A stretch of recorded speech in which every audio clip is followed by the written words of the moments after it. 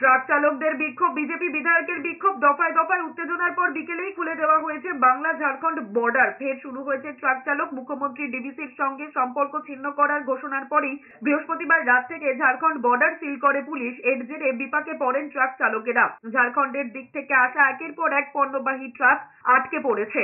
এর জেরে ট্রাকের মধ্যে থাকা শাক, সবজি, ফল, কাঁচামাল নষ্ট হওয়ার আশঙ্কা দেখা দিয়েছে। আর তাতেই ক্ষোভে ফেটে পড়েছেন ট্রাক চালকেরা। বৃহস্পতিবার রাতেই পশ্চিম বর্ধমান জেলার আসানসোলের 19 নম্বর জাতীয় সড়কের কুলটির ডুবুরিডিবি চেকপোস্ট, কুলটির চিরকুন্ডা, চিত্তরঞ্জন বর্ডার সহ ঝাড়খণ্ডের সঙ্গে যোগাযোগ রক্ষাকারী বর্ডার সিল করে দেওয়া হয়েছে। সিল করা হয়েছে ঝাড়খণ্ড পুরুলিয়া সীমান্ত। শুক্রবার সকালে ডুবুরডিবি সীমান্তে পরিদর্শনে যান কুলটি বিজেপি বিধায়ক অজয় পোদ্দার। তিনি ট্রাক ছেড়ে দেওয়ার দাবি করলে পুলিশের সঙ্গে তর্কাতর্কি বেঁধে যায়। এরপর পুলিশকে ঘিরে বিক্ষোভ দেখাতে থাকেন বিজেপি কর্মীরা।